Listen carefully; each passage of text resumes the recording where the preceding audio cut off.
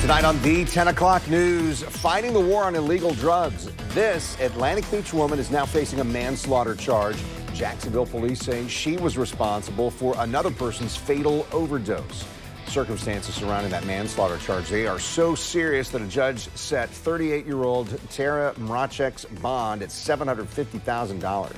Police say she sold drugs to a person who later died from a fentanyl overdose. News 4 Jax reporter Eric Avignon has the latest on this investigation.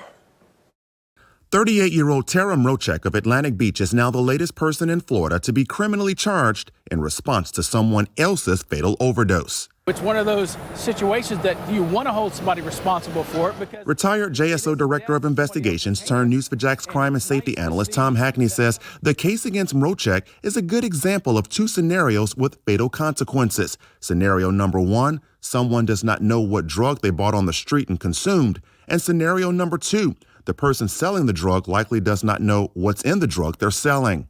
Hey, maybe they didn't know it was cut with whatever. But that doesn't matter. That's part of what this law does is hold the people responsible for it. Although there are redactions in Mrachek's arrest report, we can see that she had been under investigation by JSO Narcotics overdose death detectives and that the victim in this case died from fentanyl that was sold by Mrachek. She was taken into custody in front of this industrial garage that's listed as her Atlantic Beach home and charged under the Florida Drug-Induced Homicide Law. The law allows a person to be charged with one of three crimes. First-degree murder, meaning the defendant knowingly supplied a victim with a deadly substance with the intent to kill. Second-degree murder, meaning the defendant knowingly sold a victim a deadly substance, but there was no intent to kill the victim. And then there's manslaughter, meaning there was no intent to kill, but the defendant recklessly provided a victim with a dangerous drug that resulted in a fatal overdose.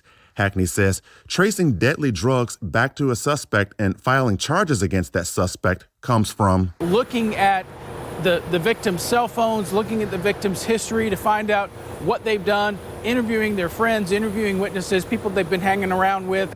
If convicted, Mrachek could spend up to 15 years in prison. Eric Avignon, Channel 4